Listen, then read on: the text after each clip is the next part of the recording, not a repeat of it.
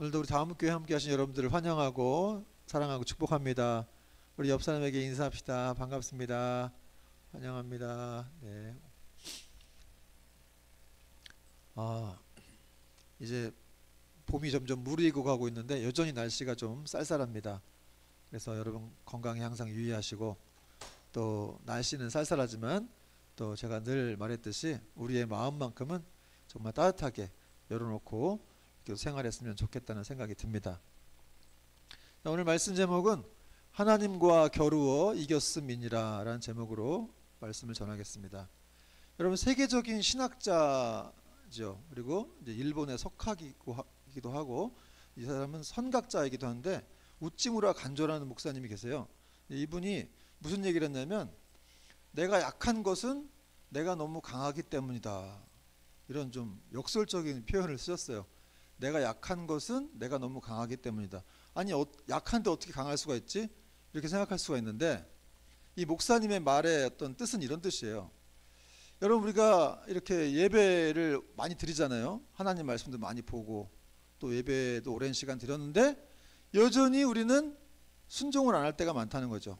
그래서 잘 변화가 안 되는데, 그러니까 기도하라 그래도 뭐 또 말씀 봐라 그래도 그걸 이제 순종 안 할 때가 많죠. 근데 그런 것들이 강하다는 거예요. 그런 것들이 이제 강하다, 약하지만 강하다라는 그런 표현을 쓰신 겁니다. 여러분, 신앙이란 무엇이냐? 신앙이란 다른 사람이 변화되는 것이 아니라 내가 변화되는 거예요. 그래서 사실은 뭐 우리가 이제 쟤는 왜 이렇게 변화가 안 되는 거야? 저 사람은 왜 이렇게 변화가 안 돼? 우리 이 나라가 왜 이렇게 변화가 안 되냐? 이 회사가 왜 이렇게 변화가 안 되냐? 라고 말을 하지만 사실은 우리가 먼저 변화가 돼야 그 변화가 같이 따라올 수가 있다는 것이죠. 여러분, 오늘 본문은 이 파란만장한 인생을 살았던 야곱이 아주 극적인 그런 이 전환을 통해서 자신이 이렇게 하나님과 또 새롭게 만나는 내용들을 지금 설명하고 있어요. 야곱이 야복강가라는 곳에서 이제 하나님과 겨루어 이김으로 말미암아 그의 이름이 야곱에서 이스라엘로 변화가 됩니다. 근데 이 이름이 변화된 건 단순히 그 이름만 바뀐 게 아니라 그가 주님 안에서 아주 승리와 축복이 가득한 그런 삶을 살게 되었다는 것을 이제 말하고 있는 거예요.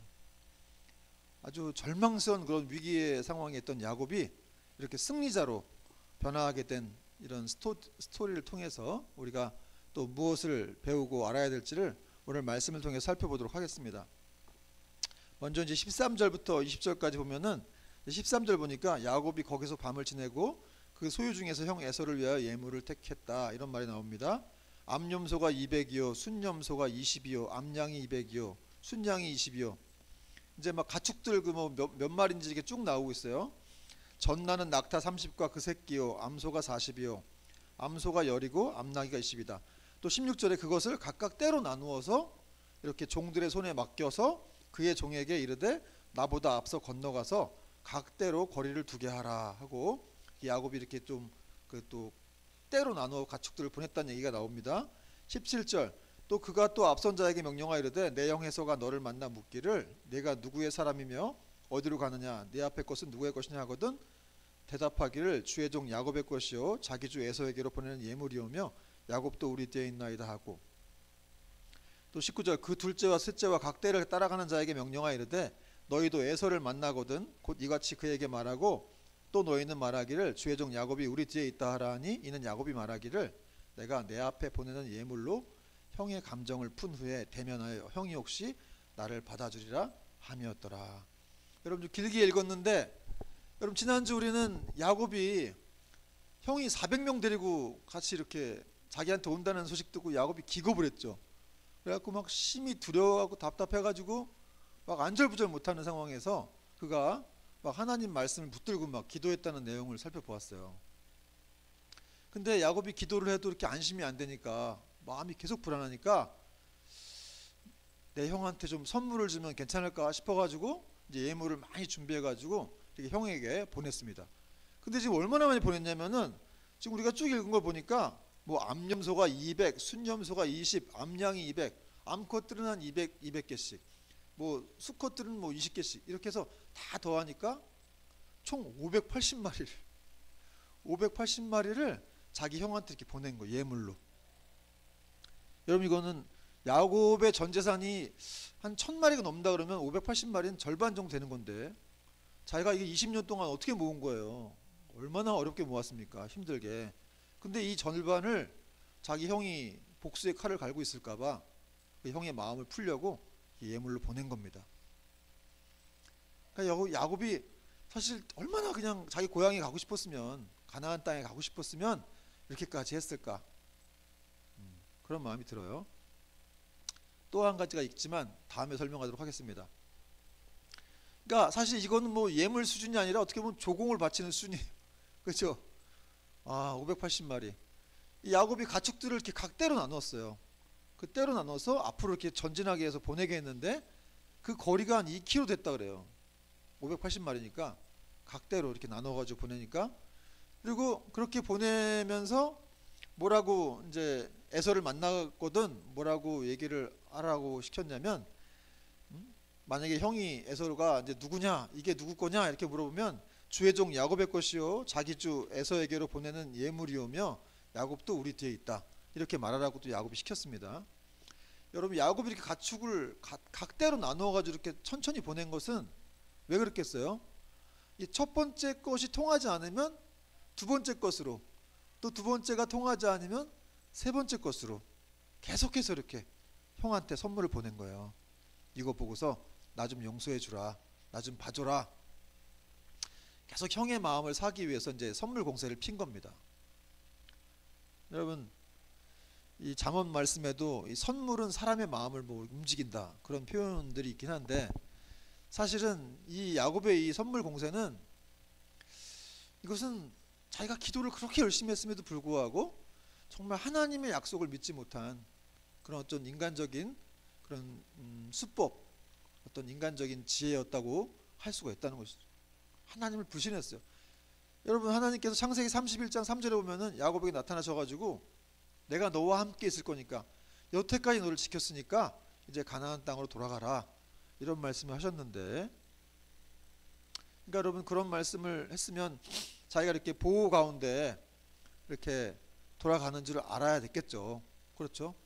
아니 자기가 지금 돌아가는 이유도 하나님이 가라 그래서 지금 가는 건데 하나님의 충분한 보호를 받음을 자기가 믿어야 함에도 불구하고 그렇지 못했다는 거예요. 계속 불안하니까 어떤 인간적인 어떤 이런 지혜를 동원해 가지고 이렇게 선물 공세를 막 폈다는 것이죠. 여러분 우리가 이렇게 살다 보면은 정말 하나님을 믿고 있음에도 불구하고 여전히 마음이 불안할 때가 있어요. 그렇죠? 아니 이렇게 여러분 지금 교회 나와서 예배 드리는데도 그냥 뭐 마음속엔 지금 여러분 무슨 생각하는지 모르겠어요. 여전히 뭐 두고 온 어떤 문제들, 그런 염려들, 또 뭐 예배 끝나고 나가서 또 집에 가면서 또 그런 염려들을 막 끄집어내 가지고 또 생각을 하죠. 그러니까 그렇게 하나님 믿고 기도를 하는데도 불구하고 여전히 불안할 때 우리는 인간적인 어떤 이런 수를 계산하게 된다는 거예요. 그런데 여러분 그것이 성경은 이제 불신앙적인 면이 있는 것이다 이렇게 얘기하고 있다는 것이죠. 아니 하나님의 약속을 믿었으면 끝까지 믿어야 한다는 거죠. 여러분 이렇게 야곱이 지금 이렇게 선물들을 다 이렇게 보내고 나서 또 자기 가족들까지 같이 또 강을 건너게 한 다음에 자기는 또 야복 강가에 홀로 이렇게 남게 됩니다. 가축 보내고 자기 가족 보내고 자기는 이제 맨 늦게 가는 거예요. 선물이 어떻게 통하나 이제 보려고 뭐 그랬던 것도 있고 좀 두려운 마음 가운데 이제 못 가고 있는 거죠. 그래서 그는 야복 강가에 홀로 남았습니다. 21절 보니까 그 예물은 그에 앞서 보내고 그는 무리 가운데서 밤을 지내다가 밤에 일어나 두 아내와 두 여종과 여러 아들을 인도하여 야복 나루를 건널세. 그들을 인도하여 시내를 건너가게 하며 그의 소유도 건너가게 하고 24절 야곱은 홀로 남았더니 어떤 사람이 날이 새도록 야곱과 씨름하다가. 야곱이 처자식들과 이런 예물들을 다 보냈어요. 뭐 야곱이 비겁해 가지고 뭐 자기가 맨 뒤에 남았다 이렇게 말하는 분들도 있는데, 어쨌든 이제 선물을 먼저 보내놓고 이제 통하나 안 통하나 이제 먼저 본 거죠. 물론 두려운 마음도 있었겠고. 그러고 나서 이제 홀로 남았다 이렇게 표현을 하고 있는데, 이 홀로 남았다라는 이 말의 어원, 좀 히브리적 그 뜻은 야곱이 아주 막 괴로워가지고 이 힘든 문제 때문에 괴로워서 어쩔 줄을 몰라 하면서 격리된 장소에서 아주 괴로워했다, 고심했다, 고뇌했다, 이런 뜻입니다. 여러분, 야곱의 어떤 그 상황이 지금 그려지시죠? 가족들하고 다 먼저 보내놓고 자기는 야복 나루 그 강가에 앉아가지고, 앉았는지 누웠는지 막 누워도 있겠고 뭐 앉아도 있겠고 막 왔다 갔다 했을 거예요. 그러니까 막 정말 막 이렇게 초조해가지고 안절부절 못하면서, 도대체 이걸 어떻게 해야 되나, 한숨 푹푹 쉬면서 막 어떡하나 어떡하나 막 이런 모습인 거예요. 그러니까 여러분, 이 상황에서 기도가 나왔겠어요? 우리도 그렇잖아요. 여러분, 너무 힘들 때, 너무너무 막 절망적이고 상황이 힘들 때는 기도도 안 나오죠. 그건 제 경험이기도 합니다. 목사지만 정말 너무 힘든 상황을 만나면 기도보다는 막 탄식이 나오고 한숨이 나오죠. 그런데 그렇게 정말 두렵고 답답한 상황에서 어떤 사람이 야곱을 이렇게 찾아온 거예요. 그래가지고 야곱과 밤새도록 씨름을 했다, 이렇게 되어 있습니다. 24절 보니까 야곱이 홀로 남았더니 어떤 사람이 날이 새도록 야곱과 씨름하다가, 이 구절을 이렇게 직역해 보면은, 그리고 그 사람이 그와 함께, 야곱과 함께 씨름했다, 이렇게 되어 있어요.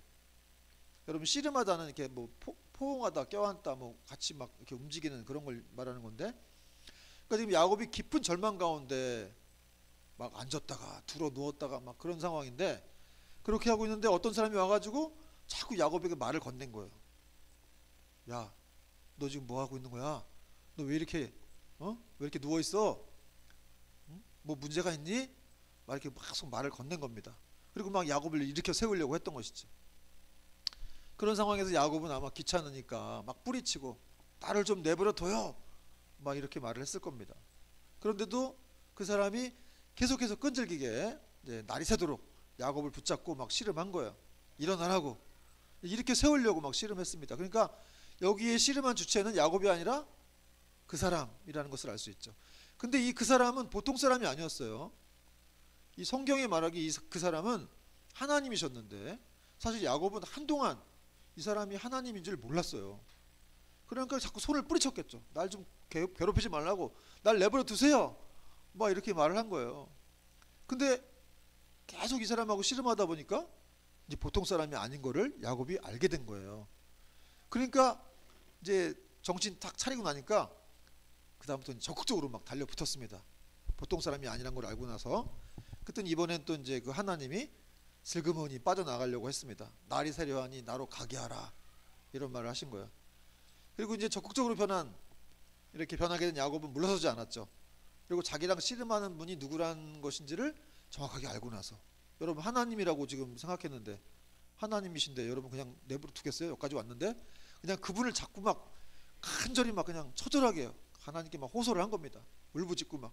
26절 보니까 그가 이르되 날이 새려하니 나로 가게 하라. 야곱이 이르되 당신이 내게 축복하지 아니하면 가게 하지 아니하겠나이다. 여러분, 일생일대의 기회라고 여긴 야곱이 지금 막 그냥 자기가 잘하는 특기 있잖아요. 막 물고 늘어지는 거. 하나님 바지가랑이 막 자꾸 막 물고 늘어지는 거예요. 막 축복하지 않았으면은 못 갑니다, 가게 하지 않겠나이다. 그러니까 하나님이 이렇게 야곱이 막 매달리니까 자기가 이기지 못함을 보시고 야곱의 허벅지 관절을 치셨다, 이렇게 돼 있습니다. 25절 보니까 자기가 야곱을 이기지 못함을 보고 그가 야곱의 허벅지 관절을 치매 야곱의 허벅지 관절이 그 사람과 씨름할 때 어긋났더라. 어긋났다는 말은 골절됐다는 말이에요. 여러분, 하나님께서 야곱을 이기지 못함을 보시고 그랬는데 진짜 하나님이 야곱을 이기지 못하셨던 것일까요? 여기 치매 그랬어요. 관절을 치매. 이 치매가 원어적인 뜻은 만지다라는 거 뜻이에요. 만지다. 하나님이 살짝 만졌는데 야곱이 골절된 거예요. 그러니까 만약에 진짜 세게 쳤으면 야곱 죽었겠죠. 뼈가 다 으스러졌거나 안 죽었을 겁니다. 그러니까 한마디로 이건 지금 하나님이 야곱에게 져주신 거라고 할 수 있죠. 하나님이 야곱을 이기지 못함을 보시고 라는 표현은 하나님이 일부러 야곱에게 져주셨다는 거예요. 여러분, 세상에서도 그런 말이 있죠. 자식 이기는 부모가 없다. 그렇죠? 왜 자식을 못 이깁니까? 부모가 자식을 더 사랑하기 때문에 그렇다는 것이죠.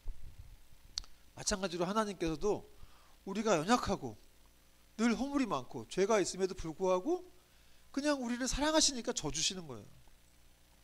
여러분, 이렇게 하나님이 져주신다는 이런 것은 참 어떻게 보면 놀라운 이런 것인데, 사실 뭐 여러분, 우리가 뭐 지난주 한 주를 생각해 보더라도 여러분 잘한 것도 있지만 못한 것도 많고 또 죄를 지을 때도 많고 허물이 있을 때도 많은데, 그런 걸 생각해 보자면 여러분, 우리는 정말 하나님 앞에 설 수가 없는 그런 죄인일 때가 참 많아요. 그렇죠? 우리가 정말 이렇게 죄를 많이 짓는 사람들, 막 교도소를 들락날락하는 사람들하고 우리가 사귈 수 있습니까? 사귈 수 있다 하더라도 쉽진 않겠죠. 근데 여러분, 우리가 하루에 한 번씩 죄를 지으면 사실은 전과 1범이에요. 근데 1년 동안 죄를 지으면 365범이 될 수가 있는데, 여러분, 하나님은 큰 죄든 작은 죄든 그분 앞에서는 다 거기서 거기라고 생각하십니다. 그래서 우리도 죄를 지을 때마다 하나님이 넌 1범이야 이렇게 말씀하실 수도 있겠지만 그걸 드러내시지 않는 거죠. 근데 그런 상황인 우리를 그럼에도 불구하고 여전히 사랑하시고 그냥 사랑하시기 때문에 또 져주시기도 하고 계속해서 우리와 교제하기를 원하신다는 거예요. 여러분, 예수님께서도 말씀하셨죠. 내가 이렇게 건강한 사람을 위해서 온 것이 아니다. 나는 건강한 사람을 위해서 온 것이 아니라 병든 죄인들을 위해서 나는 이 땅에 찾아왔다. 이런 말씀하시면서 그 당시 사람들이 상종도 하지 않았던 세리와 창기들과 같이 식사하시고 교제하셨습니다. 그리고 이제 하나님은 자기를 이긴 야곱을 축복해 주셨는데 그의 이름을 바꿔주신 거예요. 27절 28절 보니까 같이 한번 읽겠습니다. 27절 28절 시작. 그 사람이 그에게 이르되 내 이름이 무엇이냐? 그가 이르되 야곱이니이다. 그가 이르되 내 이름을 다시는 야곱이라 부를 것이 아니요 이스라엘이라 부를 것이니 이는 내가 하나님과 및 사람들과 겨루어 이겼음이니라. 여러분, 이 이스라엘이라는 이름의 뜻 아셨어요 혹시? 이스라엘, 이게 하나님과 싸워 겨루어 이겼다, 하나님과 싸우다 이런 뜻이에요. 이스라엘, 엘이 하나님이거든요. 근데 스라가 싸우다예요. 그러니까 지금도 이스라엘이라는 국명이 있는데 그 나라 이름의 뜻이 하나님과 싸우다. 근데 하나님과 싸워 이겼다라고 하셨어요. 싸우다인데 하나를 더 추가해 주신 거죠. 너는 하나님과 싸워 이겼다. 그래서 이스라엘이라고 이제 이름을 바꿔 주신 겁니다. 여러분, 그러면 야곱 이름을 왜 이렇게 이스라엘로 바꿔 주셨는가? 그것은 바로 이제 야곱이 어떤 문제를 만나든지 간에 너는 사람과 싸우지 말고 하나님과 싸우는 자가 되라. 하나님과 상대하는 자가 되라. 이런 말인 거예요. 그리고 하나님은 이제 이긴 자가 부탁하면 얼른 들어주셔야 되는 그런 또 책임이 있는 겁니다. 왜냐하면 야곱이 이겼기 때문에 지신 하나님은 야곱의 기도를 들어줘야 되는 거죠. 그러니까 이거는 사실은 하나님과 야곱이 새로운 어떤 관계가 된 거예요. 새로운 어떤 그런 관계 속에서 회복이 되어서 이제 하나님한테 기도를 하든 하나님과 이렇게 기도할 때 야곱의 기도를 하나님께 들어줄 수밖에 없는 그런 축복된 관계가 된 것임을 알 수가 있는 것이죠. 이처럼 여러분, 하나님은 이렇게 이름을 바꿔주심으로 인해서 그 사람을 축복하시고 또 성숙시켜 가시는 것이죠. 여러분, 하나님은 우리의 이름도 바꾸어 주셨습니다. 그렇죠? 여러분, 우리가 어떤 이름을 갖고 있어요? 우리가 원래는 과거에는 예수님 믿지 않던 시대에는 정말 마귀의 종이었고 또 그렇게 멸망받을 그런 백성들이었지만, 그러나 이제는 하나님께서 우리에게 은혜를 베푸셔서 새로운 피조물이 되게 하시고 또 거룩한 물이라고 하는 성도라는 호칭을 주시고 또 그리스도와 함께하는 자라는 뜻의 그리스도인이라는 그런 명칭을 우리에게 주셨습니다. 여러분, 영광스러운 명칭이죠. 우리의 이름이 바뀌었다라고 하는 거. 그러므로 우리는 그 하나님께 부여하신 그 이름에 맞춰서 우리가 살아가야 한다는 거예요. 거룩하게, 겸손하게, 또 믿음을 가지고 담대하게. 그러니까 자꾸 이전의 과거를 생각하면서 그냥 과거에만 이렇게 빠져 있는 사람들이 있어요. 그래서 과거엔 내가 이랬는데, 나는 그때 참 부족했는데, 나는 그때 참 가난했는데, 그런 걸 생각할 필요가 없다는 거죠. 이제 과거는 지나갔다는 거예요. 이전 것은 지나갔으니 보라, 이제 새 것이 되었도다. 하나님 우리에게 새로운 명칭을 주신 거예요. 새로운 이름을 주셨고 새로운 능력을 부여해 주셨기 때문에 이제 과거는 아무 상관이 없어요. 그건 끝난 거예요. 자꾸 과거에 묻혀서 거기 살아가서 막 그 과거 속의 상처 속에서 우리가 억눌려 막 그렇게 살아갈 필요가 없다는 것이죠. 여러분 결코 과거의 우리의 그 모습에 대해서 우리가 속고 연연해하면 안 됩니다.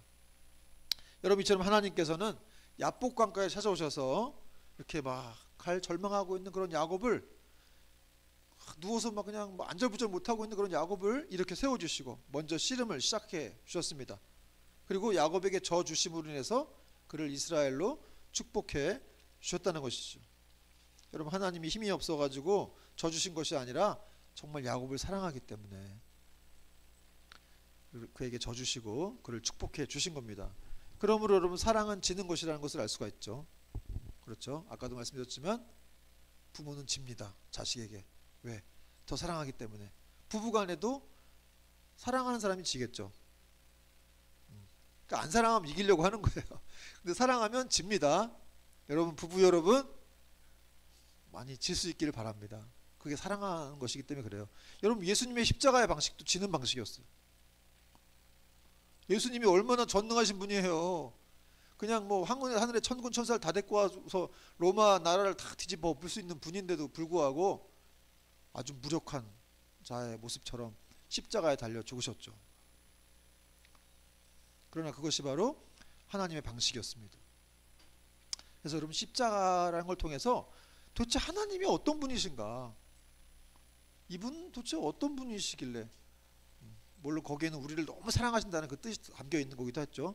저주를 나무에 달린 자마다 저주를 받는 자라고 해서 그 저주를 풀어주기 위해서 십자가에 달리신 것이기 때문에 그렇습니다. 그러니까 그렇게 높으신 분이고 영광스러운 분이고 권능의 분이셨지만 우리를 사랑하셨기 때문에 십자가에 달려서 그 저주를 다 받으셨죠.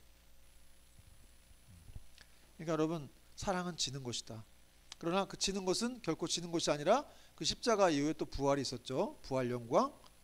그래서 마틴 루터라는 동일의 종교 신학자는 십자가는 환상적인 패배다 그랬어요. 멋있는 표현입니다. 여러분 십자가는 환상적인 패배였다. 그러니까 패배가 아니라는 말이에요. 여러분 우리 하나님의 그런 사랑의 방식대로 우리도 그렇게 사람들을 사랑하고 또 이기려고 하지 말고 질 수 있기를 바랍니다. 여러분 부부간에 이긴 뭐 하겠어요? 무슨 의미가 있습니까? 사람들하고 싸워서 마찬가지예요. 다 연약한 불쌍한 사람들끼리 싸워서 이긴 뭐 할 겁니까? 종교개혁자 존 칼빈은 하나님은 우리와 싸우실 때는 왼손을 사용하시고 우리를 위해 싸우실 때는 오른손을 사용하신다. 제가 한번 말씀드렸는데 왼손은 약한 손이고 이스라엘에서 오른손은 아주 강한 권능의 손이라고 했죠. 그래서 우리와 싸우실 때는 왼손으로 싸우신다는 거예요. 봐주신다는 거예요. 한마디로 사랑하니까. 오른손으로 싸웠으면 우리를 그냥 막 꿀밤 먹이시고 우리 그냥 뭐 다 살아남지 못했겠죠. 그러니까 하나님이 봐줬기 때문에 지금까지 우리가 이렇게 이만큼까지 신앙생활도 하고 있는 거고 우리 삶을 영유하고 있는 겁니다. 여러분 야곱이란 이름의 뜻은 발 뒤꿈치를 잡다, 속이다 뭐 이런 뜻입니다. 결국 그는 태어나서 이렇게 형의 발 뒤꿈치를 또 잡았죠. 그리고 자라가면서 계속해서 경쟁하고 시기하고 그런 삶을 살았어요. 그런데 그런 야곱을 하나님이 이스라엘이라는 이름으로 너는 하나님과 겨루어 이긴 자다, 이런 표현으로 이 사람을 바꿔준 거예요. 그러니까 영광스러운 칭호를 얻은 것이죠. 이제 그는 더 이상 사람과 싸울 필요가 없습니다. 사람과 경쟁하지 않고 하나님과 경쟁합니다. 유치하게 막 사람하고 싸우고 사람하고 경쟁하고 이러지 않는다는 거예요. 그는 하나님을 바라보고 이제 하나님께만 포커스를 맞춰 살아가는 그런 사람이 된 것이죠. 야곱은 이제 하나님과 만난 장소를 이게 브니엘이라는 표현을 씁니다. 30절 보니까 그러므로 야곱이 그곳 이름을 브니엘이라 하였으니 그가 이르기를 내가 하나님과 대면하여 보았으나 내 생명이 보존되었다 함이더라. 여러분 브니엘이라는 뜻 알고 계셨어요? 브니엘 하나님의 얼굴이라는 뜻입니다. 근데 이제 야곱이 하나님과 이렇게 만났는데도 직접 살아남았다는 거예요. 그래서 그 감격해가지고 이렇게 브니엘이라는 이름을 지은 건데 사실 히브리 서상에는 이렇게 하나님을 만나면 죽는다고 되어 있습니다. 자기가 살아났으니까 너무 감격스러워갖고 내가 하나님의 얼굴을 보았다, 하나님을 만났다, 이런 지금 신앙 고백적인 표현을 쓰고 있는 거예요. 마지막으로 이제 31절부터 32절을 보겠습니다. 31절에 보니까 그가 분이엘을 지날 때 해가 돋았고 그의 허벅다리로 말미암아 절었더라. 32절 그 사람이 야곱의 허벅지 관절에 있는 둔부의 힘줄을 쳤으므로 이스라엘 사람들이 지금까지 허벅지 관절에 있는 둔부의 힘줄을 먹지 아니하더라. 여러분 분이엘을 떠나는 야곱 앞에 해가 힘차게 이렇게 솟아올랐습니다. 참, 여러분 이 야곱이 해를 보면서 얼마나 감격스러웠겠어요. 자기가 태어나서 봤던 그동안 태양 중에서 이 해가 가장 의미 있고 아름답고 아주 희망차게 느껴졌을 겁니다. 그렇죠? 전날 밤에 야곱이 어떤 상태였어요? 너무너무 절망스럽고 막 의기소침하고 난 도대체 내 인생 망하는 거 이제 끝났구나 이런 생각을 하고 있을 상황이었는데 어떤 사람이 찾아와서 이렇게 야곱과 싸워주심으로 또 져주시고 그래서 야곱이 이렇게 소망된 아침을 맞이할 수 있도록 은혜를 주신 것이죠. 여러분의 인생 가운데도 이렇게 해가 솟아오를 수 있기를 주님의 이름으로 축원드립니다. 여러분 우리가 하나님 만날 때 우리 삶에 이렇게 해가 솟는 거예요. 그런데 여기 좀 희망찬 분위기와는 조금 대조되는 문구가 있는데 그것은 바로 야곱이 다리를 절게 되었다 이런 표현이에요. 왜 다리를 절게 된 겁니까? 허벅지 관절을 치셨잖아요. 하나님이 야곱을 이기지 못함을 보시고 그의 허벅지 관절을 쳐서 이렇게 떼어놓으려고 했던 건데 그러니까 태양이 떠오르고 막 희망찬 분위기 소망이 샘솟는 분위기와 다리를 전다 이게 뭔가 좀 언밸런스합니다. 그렇죠? 아니 여러분 생각해 보세요. 밤새도록 기도해 갖고 하나님 만났어요. 그래서 막 그렇게 부르짖고 매달렸으면은 다리를 고쳐주고 가야 되는 거 아닙니까? 안 그래요? 아니 다리를 이렇게 절개 해놓고 가시면 어떡하냐 이 말이에요. 한마디로 지금 세상 말로 지금 이렇게 야곱이 장애인처럼 된 건데 다리를 절어가지고 허벅지 관절에 골절돼가지고 이게 축복이에요? 이게 무슨 축복입니까? 이게 도대체 무슨 의미가 있을까? 여러분 이 야곱이 허벅지 관절의 골절로 인해서 다리를 절게 된 것은 이제 어떤 두 가지 축복이 뜻이 있는데 첫째는 야곱의 옛사람이 깨진 것을 말하는 거예요. 그래서 그는 이제 이 야곱도 바울처럼 하나님의 은혜의 흔적을 가진 자가 된 거예요. 여러분 바울이 갈라디아서 6장 17절에서 내가 내 몸에 예수의 흔적을 가졌노라 그랬어요. 근데 그 예수의 흔적이 도대체 뭔지 몰라요. 뭐 육체의 가시라는 사람도 있고 정확히 뭔지 모르겠지만 어쨌든 하나님이 내가 너를 사랑해 내가 너를 너무 사랑해 난 너를 늘 기억할 거야 라고 하는 어떤 그 사인 같은 그런 표식이었습니다. 그게 바울에게 있었는데 그런 바울에게 있는 표식처럼 이 야곱에게도 이런 은혜의 흔적이 생긴 것이죠. 또 하나 이 두 번째 이 다리를 절게 된 의미는 하나님이 이제 야곱에게 이제 너는 내 힘으로 살 것이 아니라 나만 의지하고 내 힘으로 살아야 할 것을 지금 하나님 말씀해 주시는 거예요. 그동안 너는 네 힘으로 살아왔잖니? 20년 동안 정말 네가 이렇게 애써갖고 살아오고 힘들었지 않아? 그런데 이제는 정말 나만 바라보고 나만 의지하고 살아라. 그리고 이제 내 인생은 네 게 아니고 내 것이다. 네가 이스라엘이 되는 순간 네 인생은 네 것이 아니고 내 것이야.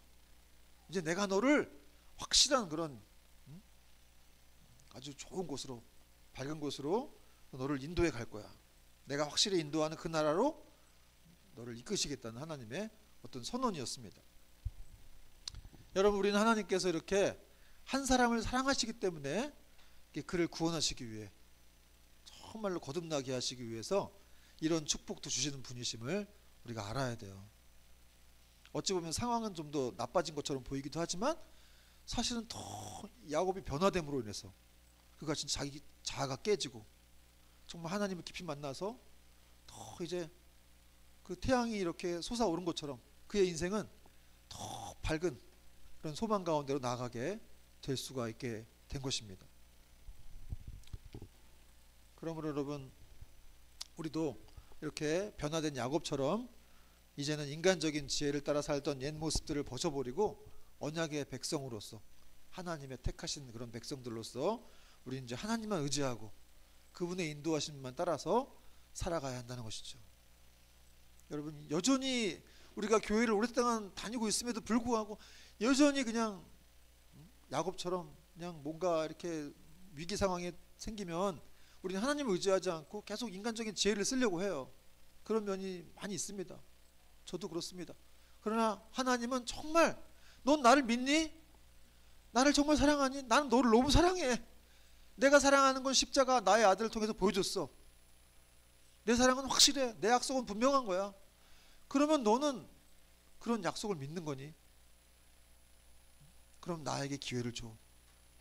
너의 마음을 나에게 다오. 너의 자아를 나에게 줘라. 나를 제발 좀 믿어줘라. 이렇게 말씀하시는 것이죠. 여러분, 말씀의 결론을 맺겠습니다. 여러분, 사랑하는 여러분, 누구나 인생을 살다 보면은 야곱과 같이 어렵고 힘든 때를 만나게 됩니다. 우리가 점점 더 위기와 궁지에 빠져드는고 마치 하나님이 우리에게 등을 돌리시는 것 같은 그런 느낌을 받을 때, 그런 고난의 밤에 우리는 어떻게 해야 될까? 여러분, 오늘 야곱이 답입니다. 야곱처럼 그런 하나님의 축복을 쟁취하기 위해서 우리는 씨름해야 한다는 것이죠. 그리고 외쳐야 됩니다. 응? 내게 축복하지 아니하시면 가게 하지 않겠나이다. 하나님 나한테 축복 안 해주시면 못 갑니다. 나 축복해 주세요. 여러분, 이렇게 야곱처럼 하나님을 바라보는, 하나님을 소망하는 간절함들이 우리에게 있어야 된다는 것이죠. 그럴 때 정말 이렇게 해가 돋고 아침이 가까이 오고 우리의 소망의 아침이, 날이 밝아온다는 거예요. 여러분, 자기 아들까지 아낌없이 내어주신 그 하나님의 절절한 사랑, 지독한 사랑을 붙들고, 또 하나님이 우리를 위하시면 누가 우리를 대적하리요 라고 말씀하신 그런 약속들을 붙들고 우리는 우리에게 두려운 문제가 있을 때마다 그것이 무엇이든지 간에 우리가 포기하지 말고 하나님께 나아가야 한다는 것이죠.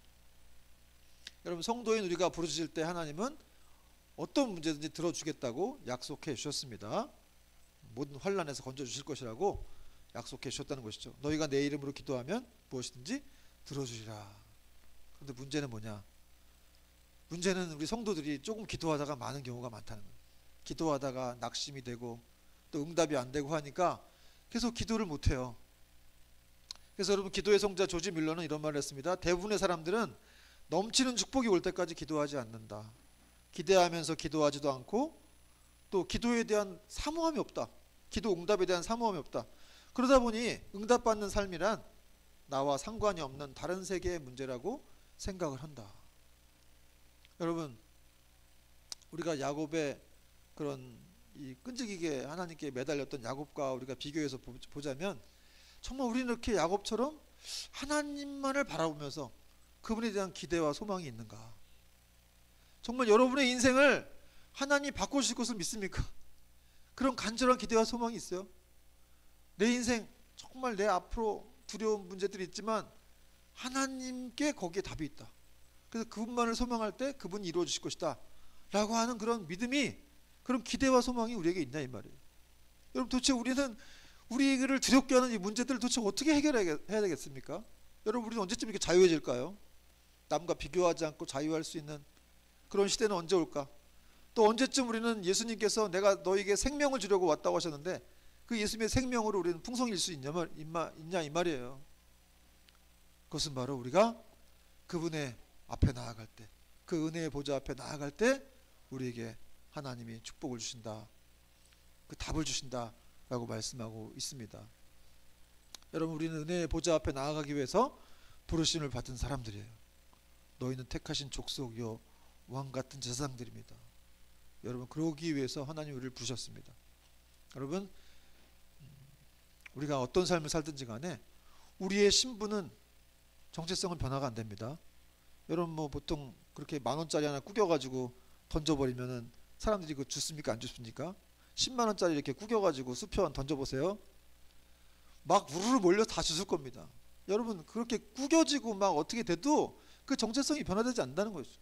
여러분, 그리스도인이라는 신분을 가진 사람들은 그런 사람들이에요. 우리가 가난하고 아무것도 가진 것이 없는 것처럼 보이고 막 무능력해 보여도 우리는 신분은 변화되지 않는다는 거예요. 하나님 우리에게 매겨주신 부여하신 성도라는 신분, 또 그리스도인이라는 신분, 왕같은 제사장이라는 신분은, 그 정체성은 결코 변화되지 않는 것입니다. 그것이 바로 하나님 우리를 그렇게 사랑하신다는 증거입니다.